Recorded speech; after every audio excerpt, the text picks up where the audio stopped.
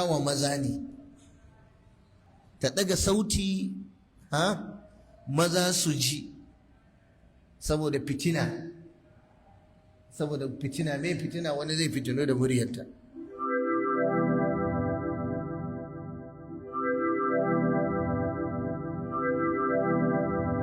Sannan ya halatta mace ta yi kiran sallah wa kanta, ya halatta mace ta yi kiran sallah wa kanta ko wa 'yan uwanta mata da suka zo mata, amma ba da sauti irin na maza ba.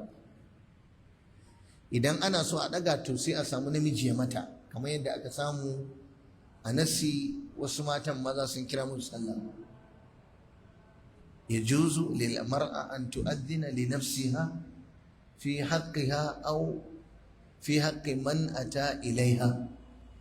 Ya halatta mace ta kira sallah a gida, amma sai ta yi da sauci gajere wanda kawai za ta litusmi'a nafsaha, ta jiyar da kanta.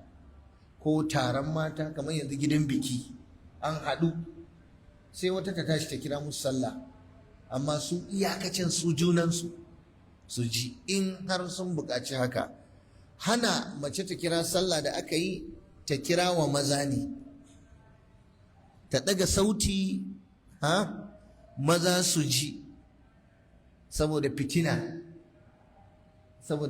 mai fitina wani zai fitino da muryarta. Wannan kenan.